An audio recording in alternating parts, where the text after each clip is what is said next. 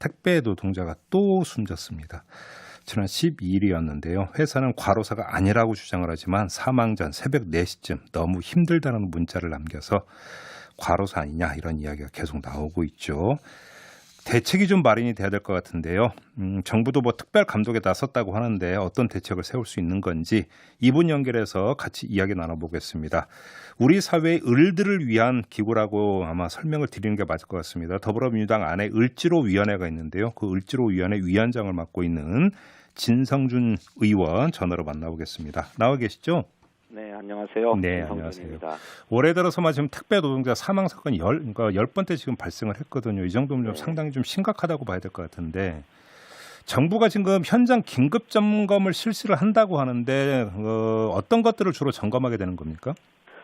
예, 무엇보다도 과연 현장에서 과로가 이루어졌는지 네. 또 그런 과로나 또 안전 같은 것들을 막기 위한 산업재해를 막기 위한 안전조치, 보건조치가 제대로 이루어져 있는지 예. 그것을 점검하는 그런 기회가 될 것입니다. 만약에 위법사항이 발견이 된다면 당연히 처벌까지 뒤따르게 되는 거겠죠? 물론입니다. 현행 산업안전보건법에 따르면은 위반했을 때는 과태료에 5천만 원 이하의 과태료에 처하도록 돼 있습니다. 예. 그 외에도 이게 지금 산재보험 적용을 제외해달라고 하는 신청한 노동자에 대해서는 산재보험을 적용하지 않도록 하고 있는데 그런 위법사항이 발견되면 그 신청 자체를 무효로 하고 예. 보험료도 소급징수하게 될 거고 예. 또 위반사항이 심각할 경우에는 과태료뿐만 아니라 형사고발에도 처하겠다라고 하는 것이 정부의 입장입니다. 그러니까 지금 뭐 의원님께서 그 말씀하셨으니까 몇 가지 포인트 좀 그 하나하나 좀 그 질문을 좀 드려보도록 할게요. 지금 그러니까 그 적용 제외 신청서 말씀을 하셨는데 네. 지금 얼마 전에 숨진 그 CJ 대한통운 택배 노동자의 그 신청서도 필적이 다르다라고 하는 주장이 이미 제기가 됐고요. 그다음에 네. 또 같은 당의 윤준병 의원이 어제 밝힌 내용을 보면 글씨체가 다른 경우가 더 있다. 이렇게 지금 제기가 됐는데 이건 명백히 이건 조작이라고 봐야 되는 거죠. 이렇게 돼버리면. 그러면 조작이죠. 그럼 피할 수 없는 사문서 위조 행위 또 예. 공문서 위조 행위에 해당할 수 있기 때문에 예. 사법 처리가 필요하다고 생각합니다. 사법 처리가 필요하고 근데 또 한 가지의 문제는 본인의 필적으로 본인이 사인을 하긴 했지만 네. 대리점과의 관계를 그러니까 염두에 둔다면 갑을 관계 아니겠습니까? 그렇습니다. 그래서 당신 여기 사인하라라고 사실상 압박을 하거나 강요를 한다면 이것도 문제 아닌가요? 오히려 이게 더 범위가 넓은 거 아닌가요? 물론입니다. 현재 우리나라 특수고용 노동자들의 산재보험 가입률이 네. 뭐 20%가 안 됩니다. 16.8%라고 그러는데 예. 왜 이렇게 낮은가 따져봤더니 예.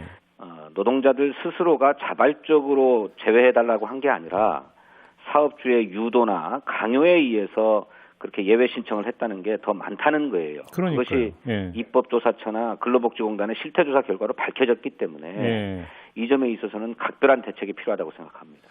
근데 이게 지금 그 현장 점검을 한다고 해서 얼마나 포착이 될 수 있는 이거 좀 궁금한데 택배 노동자들이 이제 물론 이야기를 한다 하더라도 회사 쪽에서 우리 그런 적 없는데 이거 발뺌을 해보면 이걸 어떻게 조사할 수 있는가 이 문제가 좀 현실적으로 따라붙는 것 같은데요. 형사 고발을 하게 되면 예. 수사 기법을 가지고 있는 사법당국에서 조사할 수 있을 거라고 생각하고요. 네. 이제 그렇게 빠져나갈 수 없도록 예. 의무적으로 또 강제적으로 가입할 수 있도록 하는 방안을 마련해야 된다고 생각합니다. 그러니까 얼마 전에 저희도 이제 청와대 일자리 수사국 인터뷰를 했더니 그 이야기를 하던데 지금 이미 그 법률 그 안도 지금 나와 있는 상황이죠. 그렇습니다. 저희 당의 노웅래 의원께서 네. 산업재해보상보험법 개정안을 발의했는데 예. 종사자가 뭐 질병을 얻었다거나 출산, 육아 같은 것들의 사유로 1개월 이상 휴직을 할 수밖에 없는 경우나 또는 사업주가 잘못을 해가지고 사업장을 폐쇄할 수밖에 없는 그런 상황, 네. 뭐 이런 불가피한 사유 외에는 다 산재보험에 특수고용 노동자도 가입하도록 의무화하는 법안을 발의했습니다. 알겠습니다. 근데 사실 산업재해라고 하는 것은 문제가 발생된 다음 이야기잖아요. 문제가 그렇습니다. 발생이 안 되도록 하는 게 이제 더 근본적인 건데. 네. 지금 유튜브로 황선미타로님이나 바니투님이나 노나리님이나 다 같이 지금 지적하고 있는 게 분류 문제거든요. 이 분류 작업 문제를 좀 근본적으로 개선할 수 있는 방안이 좀 모색이 돼야 될 것 같은데요. 이거는 사업주와 노동자들 사이에 이견이 굉장히 큽니다. 네. 뭐 잘 아시는 것처럼 택배 노동자들은 이 분류 작업은 그야말로 공짜 노동이다. 라고 해서 이거는 사업주의 의무인데 사업자가 제대로 하지 않고 있다라고 주장하고 있고 예. 한편에 택배 사업주들 입장에서는 최종 배송을 위해서 배송 기사가 자신의 택배 물량을 선별해서 차량에 실는 것은 고유 본연의 업무다 이렇게 예. 주장하고 있어서 예. 이 점을 좀 정리할 필요는 분명하게 있는데 예. 이게 법률로 규정하기는 좀 어려운 게 예. 사업장마다 구체적인 어떤 분류의 방식이나 업무의 양태가 조금씩 다릅니다. 예. 그래서 법률로 뭐 일괄해서 규정하기는 좀 어렵고 표준 계약서를 도입해서 네. 각 사업장들마다 어디까지를 사업주의 의무로 보고 어디까지를 노동자의 업무로 봐야 될 건가를 타협하고 합의하는 일이 필요하다고 생각해요. 예. 그리고 정부가 지원할 수 있는 일이 있다면 그렇게 소화물들을 분류해내는 허브 터미널이나 서브 터미널 같은데 예. 그 자동 분류 설비 같은 것들을 설치할 수 있도록 지원하는 것들이 필요하다고 생각합니다. 근데 그걸 왜 정부가 지원할까? 회사 쪽에서 설치해야 되는 거 아닌가요? 그거는? 물론 회사 쪽에서 설치해야 합니다. 그런데 아까 말씀드렸던 것처럼 예.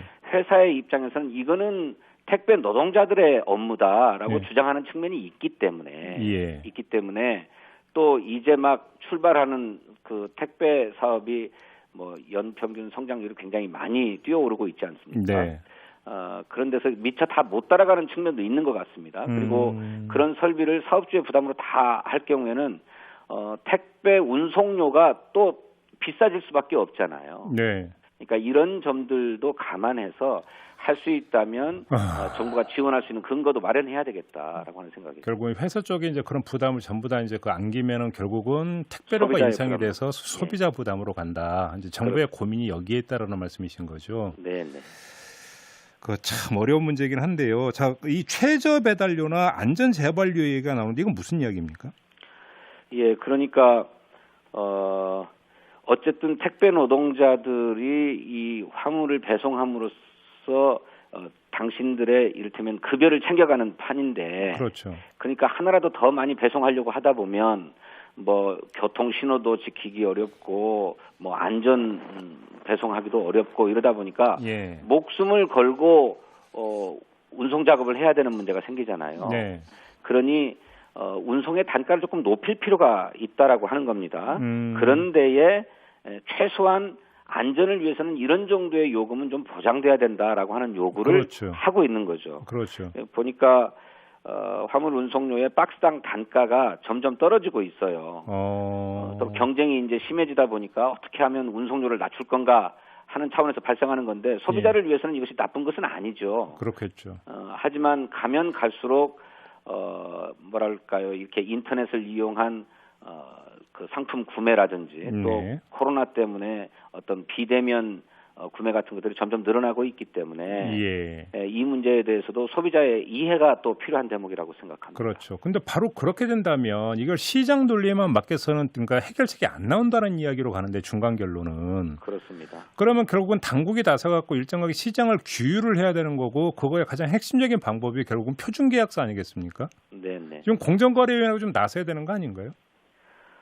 이미 표준계약서를 사업주와 노동자들 간에 합의하는 안을 만들기 위해서 계속 협의하고 있습니다.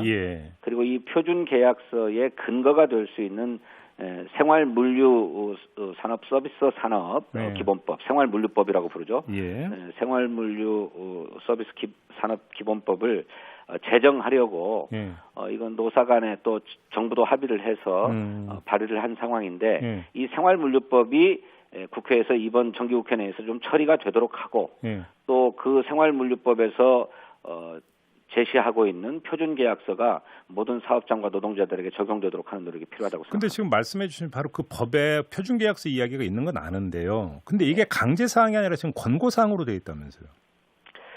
그 표준계약서들은 우리나라 헌법의 원리상 뭐 사적 자치의 원리가 있고 사적 계약 자유의 계약 자유의 원칙이 있기 때문에 강제하기는 어렵습니다. 또 참. 매개 사업장마다 조금씩 형편이 다를 수 있기 때문에 그걸 일괄적으로 강제하기는 어려운데 네. 표준계약서가 권고되고 법에 따라서 도입되게 된다고 그러면 저는 그건 뭐 정착될 수밖에 없는 거다. 그리고 또 그런 정착을 위해서 노력해야 된다고 생각합니다. 지금 정의당 같은 경우는 이제 중대재해기업 처벌법 이야기가 나오고 있지 않습니까? 네. 근데 이거 그 택배 같은 경우도 여기에 포함을 시켜가지고 이 사업주는 이쪽에 책임을 지을 수 있는 거 아니에요? 이런 주장을 하던데 이건 어떻게 보세요? 예, 영국과 같은 경우에는 이삿짐을 나르던 노동자 2명이 추락을 해서 사망을 했는데 네. 그에 따른 벌금을 사업주 측에 18억 원인가를 먹였다고 합니다. 그런 일이 있었군요. 예. 이렇게 그 노동자들의 산업재해 죽음에 대해서 엄격하게 책임을 지는 일이 필요한데 네. 우리는 그 정도 수준은 아닐지 몰라도 예. 사업주가 노동자의 안전을 고려한 업무들을 추진할 수 있도록 보다 엄격해질 필요는 있다고 생각합니다. 그래요. 알겠습니다. 자, 이건 혹시 법적으로 강제가 가능합니까? 예를 들어서 지금 그 노동 시간이 엄청나게 긴데 분류 작업 때문에 네. 결국은 노동은 휴식이 있어야만 노동이 되는 거 아니겠습니까? 그래서 네. 휴식을 보장하기 위해서 예를 들어서 토요일 어떤 택배를 아예 그 금지를 한다든지 김두관 의원 이런 그 아이디어를 낸 걸로 알고 있는데요. 네. 이걸 좀 검토할 여지가 있습니까? 법적으로 강제할 여지가 있습니까? 그거 이제 사회적 합의가 필요한 일이라고 생각합니다. 예. 이제 많은 소비자들 입장에서 보면 주말에 이렇게 구매를 하고 또 그것이 빨리 배달되기를 원하기도 하고 하기 때문에 그걸 일률적으로 법에서 그냥 안 된다고만 규정할 게 아니고 네. 좀 그런 사회적인 이해도 필요한 거죠. 아까 말씀하셨던 것처럼. 예. 그런데 어쨌든 노동자들에게도 적정 근로시간만을 준수하도록 해야 되고 예. 또 그러자면 적정 물량만을 소화하도록 하는 강제가 필요하다고 생각합니다. 그렇지 않고 그저 소비자들의 요구에 다 부응하겠다고 해서 뭐 1년 365일 24시간 다 일하도록 하자 그러면 어떻게 견디겠어요? 아니 그러니까 이분들도 노동자잖아요. 그다음에 주 52시간 노동제가 지금 정착이 돼 있는데 지금 예외인 거 아닙니까? 어렵게 이야기할 거 없이. 이거는 바로 잡아야 되는 거잖아요. 바로 잡을 필요가 있다고 생각합니다. 그런데 그러자면 알겠습니다. 우리 국민들의 이해도 또 필요한 문제다. 사회적 타협도 필요하다는 말씀이시네요. 예. 알겠습니다. 말씀 여기까지 드릴게요. 고맙습니다, 의원님. 네, 감사합니다. 네, 더불어민주당의 진성준 의원이었습니다.